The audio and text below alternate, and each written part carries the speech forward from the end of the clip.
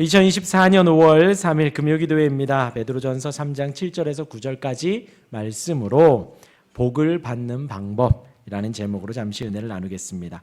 오늘 새벽까지 아내들에게 하는 권면을 말씀을 드렸습니다. 베드로가 그렇게 아내들에게 권면을 했죠. 왜냐하면 그때 당시에 이제 에베소서에서는 부부간에 약간 균등하게 이야기를 하고 주종간에 균등하게 이야기를 했는 반면에 베드로는 당시에 사환들에게 종에 해당하는 종들에게 조금 더 말씀을 위로의 말씀을 전했고 남편과 아내들 이제 오늘 남편에 대하여서 딱 한 절 말을 하고요. 아내들에게 6절에 할애를 하여서 말씀을 하고 있습니다. 곧 당시에 약자들에게 위로를 주고 은혜를 주기 위해서 힘을 내라고 오늘 아내들에게 6절에 걸쳐서 말을 했지요.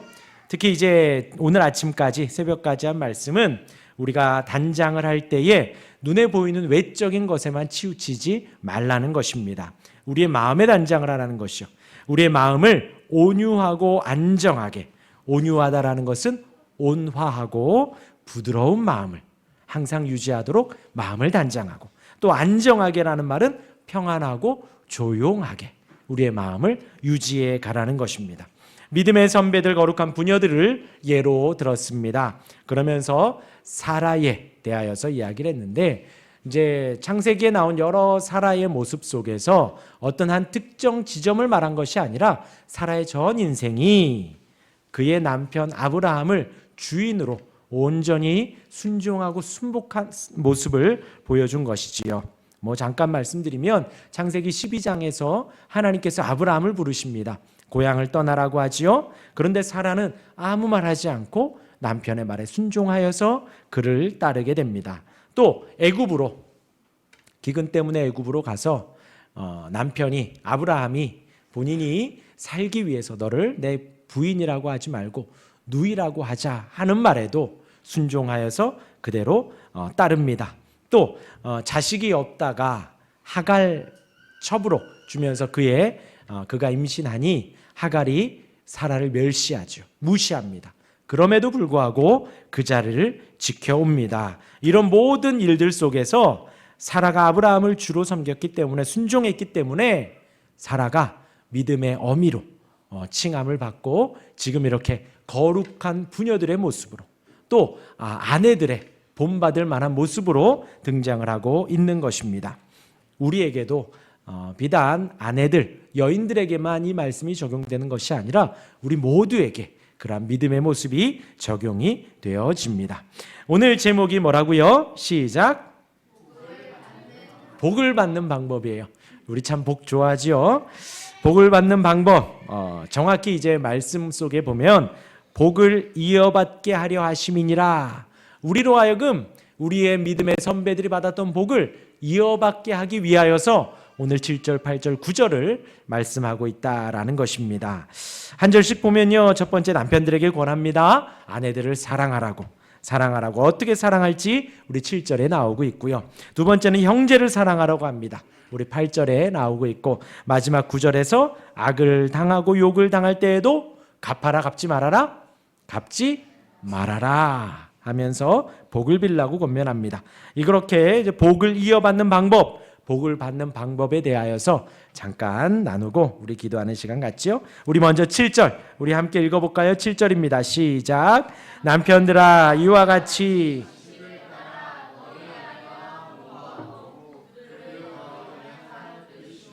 또 생명의 은혜를 함께 이어받을 자로 하라. 귀히 여기라. 이는 너희 기도가 막히지 아니하게 하려 함이라 했습니다.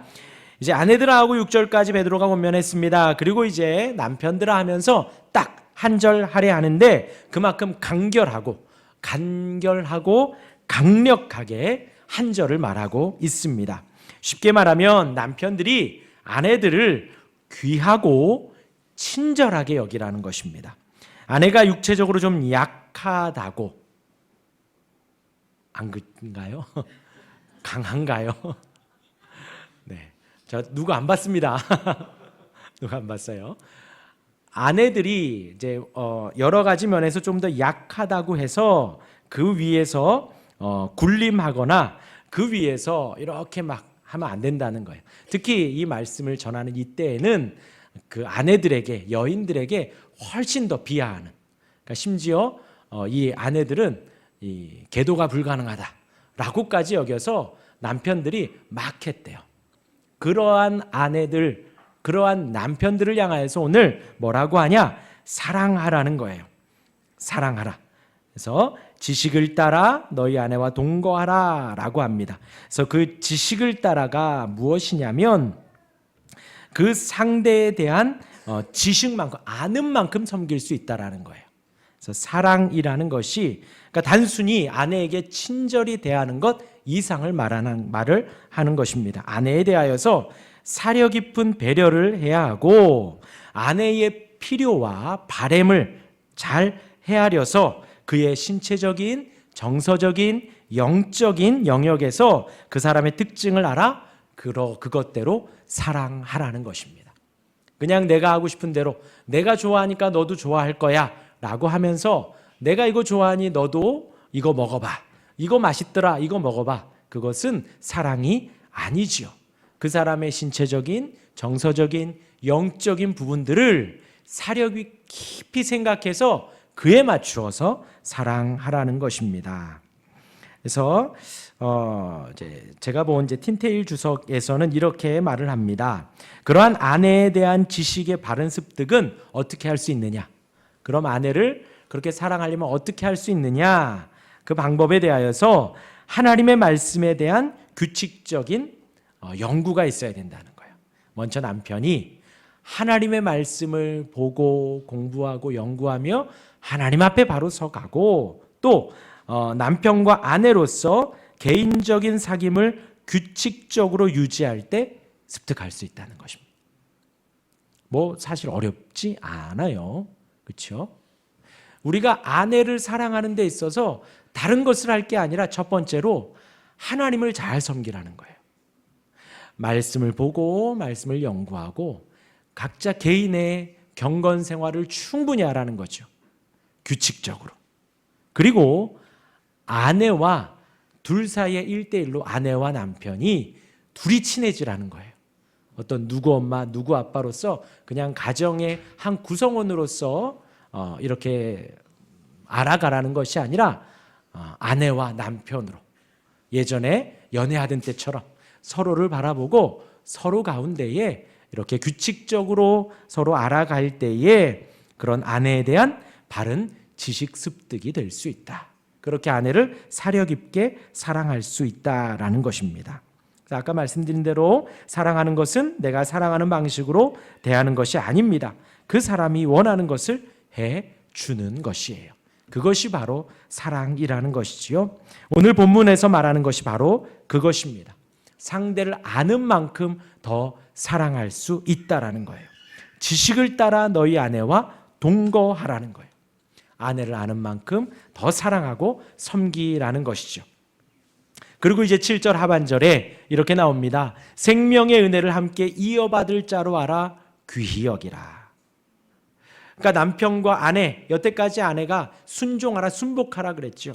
그렇게 보면 어떻게 보면 나는 상위 존재고 아내는 하위 존재라고 볼 수 있는데 그러지 말라는 거예요. 생명의 은혜를 함께 이어받을 자로 알라라는 거죠.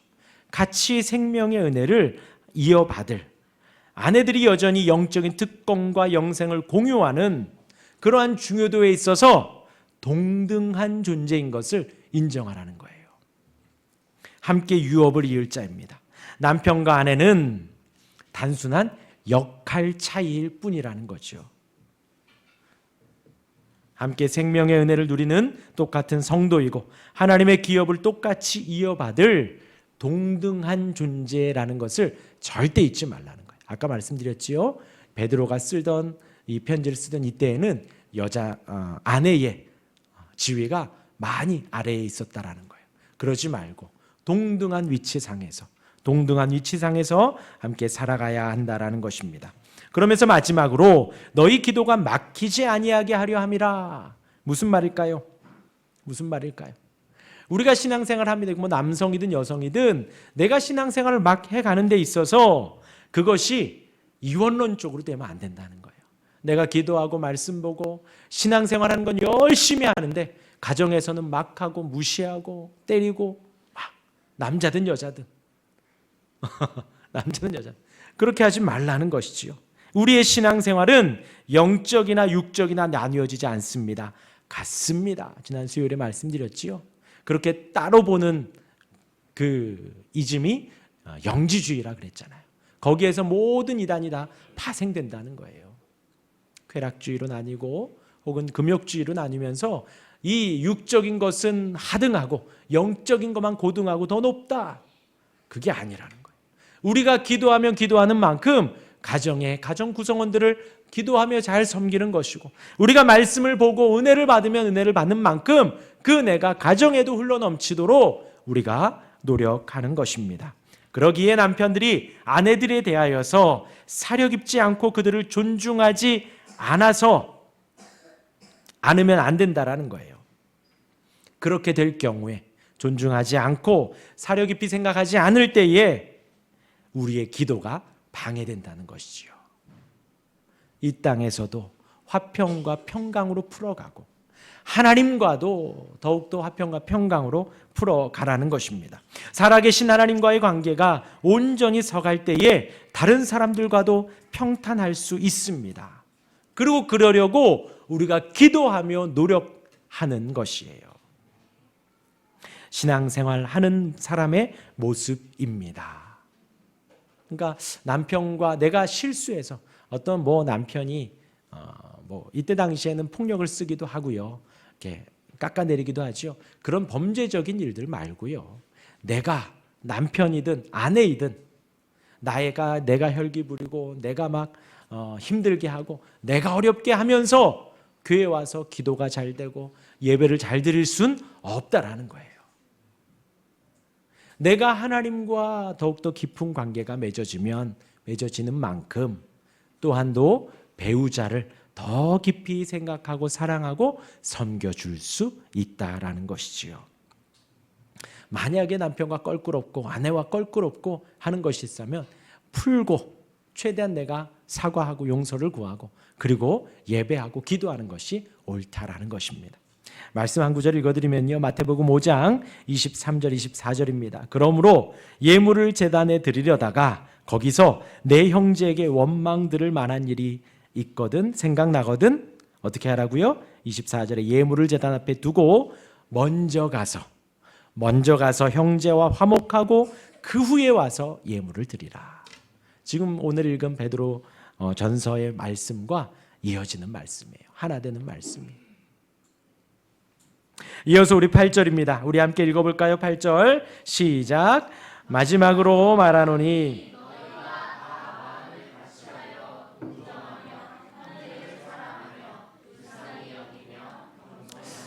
남편들에 대한 말씀 한 절로 마치고 이제 모든 사람들에게 적용되는 말씀을 하고 있습니다.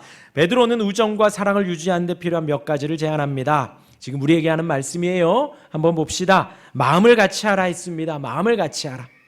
그래서 다양한 문화와 계층, 이 자리에 모인 여러분들, 저와 여러분들 고향 같은 사람 하나도 없고 성씨는 비슷한 사람 있지만 외모 같은 사람 하나도 없습니다. 다 다르지요. 살아온 배경도 문화도 계층도 나이도 성별도 차이가 있습니다.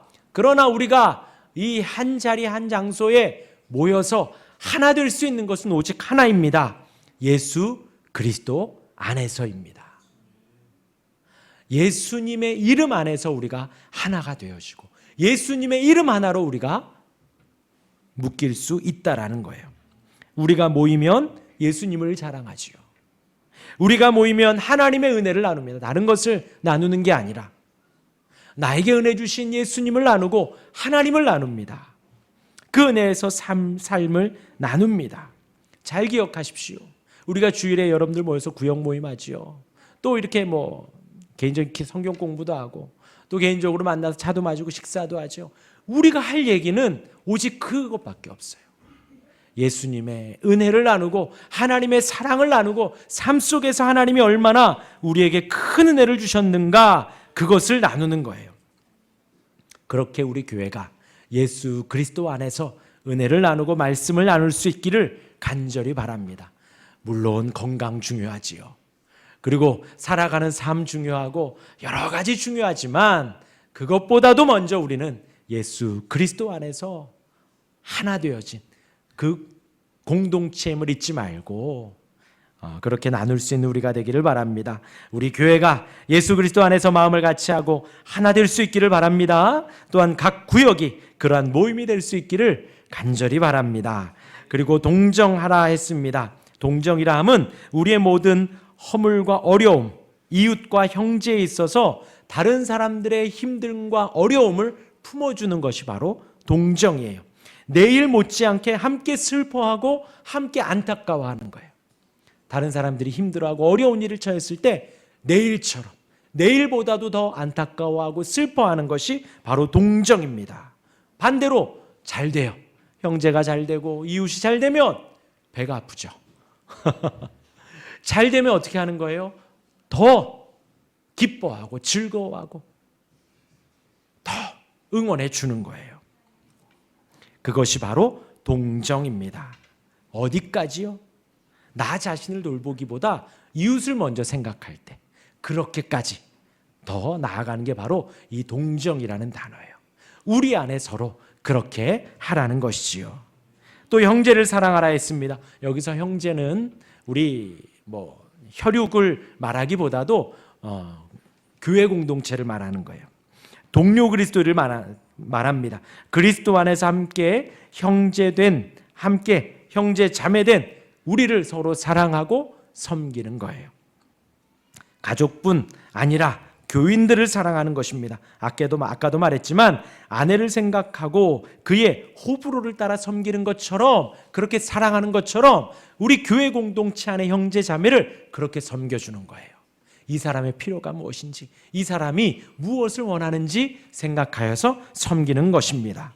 그러하면 당연히 나의 필요와 욕구는 조금 절제하고 조금 눌러두고 나보다 우리 형제 자매된 이들을 생각하며 진정 섬기는 거예요. 그 사람의 단점도 어려움도 함께 껴안고 가는 것. 형제를 사랑하고.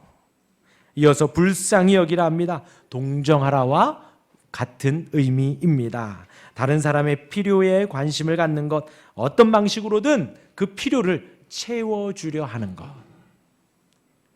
그래서 기도 제목을 알죠. 요즘 청년들에게는 기도 제목을 묻는 게 아니라 계좌번호를 물으라 하더라고요.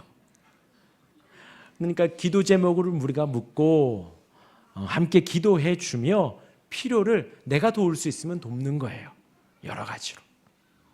그것이 바로 형제의 사랑, 불쌍히 여기는 것입니다. 그렇게 필요를 채워주고자 하는 열정과 그러한 시도와 기도를 말을 하는 것입니다. 그러면서도 마지막에 어떻게 하라고요? 겸손하라. 이 모든 것들을 추구하면서 자신을 지나치게 다른 사람보다 우월하게 여기지 말라는 거예요.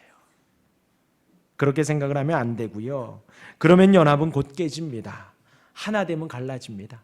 나는 저 사람보다 조금 더 나아, 조금 더 경건한 것 같아, 조금 더 나은 것 같아. 그러면 하나님만 못하는 거예요. 연합은 깨져버려요. 우리 이웃들, 형제들을 멸시하게 됩니다. 단순히 내가 나를 좀 더 칭찬하고 내가 좀 나은 것 같아, 그게 끝이 아니라 그러면 상대적으로 다른 사람들은 더 열등해 보이고 더 못해 보이는 게 우리 인간의 악함이에요. 그러한 교만과 오만함을 경계해야 합니다. 겸손하라는 거예요. 우리 마지막으로 우리 9절 함께 읽겠습니다. 시작. 악을 악으로, 욕을 욕으로.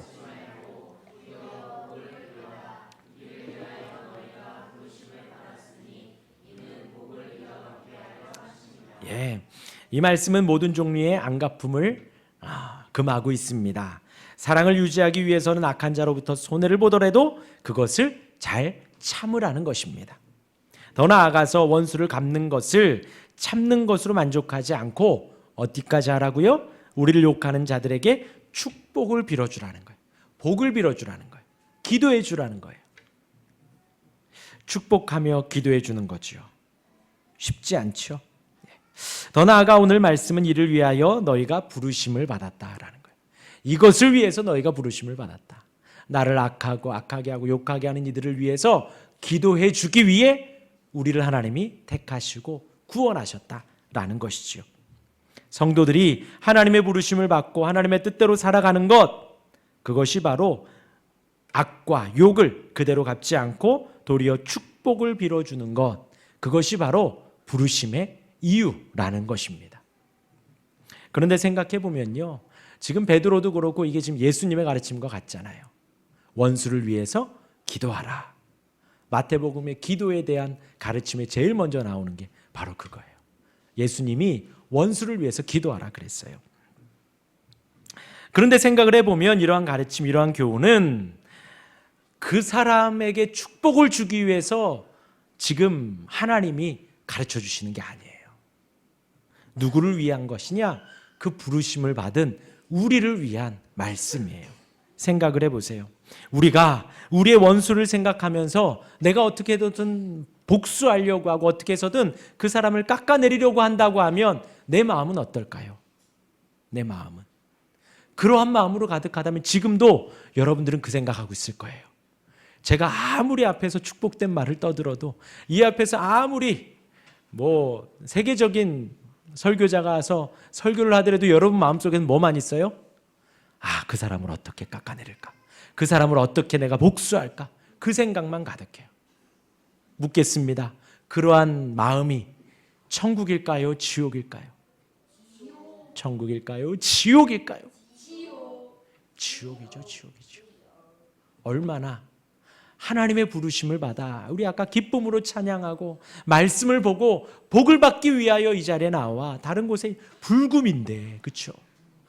불타는 금요일 우리 성령의 불을 사모하여 이 자리에 나왔는데 다른 곳에 있지 않고 이 자리에 나와서 기도하는데 우리 마음이 지옥이라면 얼마나 그 신앙생활이 참 안 됐는가요?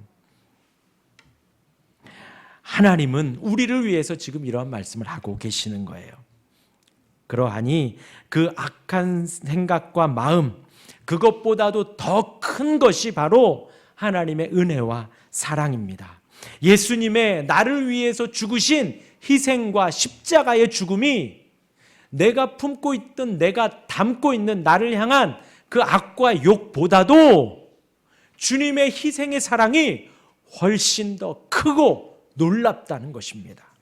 그 은혜를 생각할 때에, 그 사랑이 내 안에 있을 때 그 사랑이 흘러넘쳐 내가 나에게 악을 행하고 욕을 한 그 사람을 위해 기도해 줄 수 있는 거예요. 기도가 흘러나오는 것이에요. 이러한 성도의 마음은 천국일까요? 지옥일까요? 천국일까요? 지옥일까요? 천국이죠. 내 안에 주님의 그 십자가의 사랑이 흘러넘치고 나를 향한 하나님의 사랑이, 하나님의 은혜와 자비가 폭포수처럼 넘쳐올 때에 나를 위해 손가락질하고 깎아내리고 나를 무시했던 그 사람의 마음이 내 안에 들어올 틈이 없습니다. 하나님의 사랑이 흘러넘쳐 내가 그를 위해 진정 축복하며 기도해 주고 있을 것입니다. 이것이 복을 받는 방법입니다. 복을 받는 방법입니다. 하나님이 주시는 복을 충만히 받을 수 있기를 바랍니다. 아내를, 남편을, 배우자를 진정으로 사랑할 수 있기를 바랍니다. 생명의 은혜를 이어받을 동등한 존재입니다. 우리의 기도가, 우리의 예배가 막히지 않을 방법입니다. 또한 우리가 복을 받기 위해서 예수 그리스도 이름으로 하나님 아버지 이름 아래 복음의 마음을 같이 하시기를 바랍니다.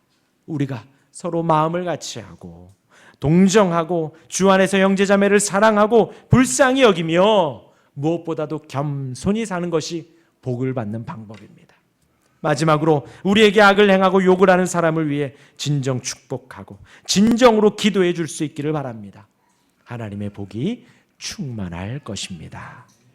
우리 찬양하고 기도하는 시간 갖겠습니다.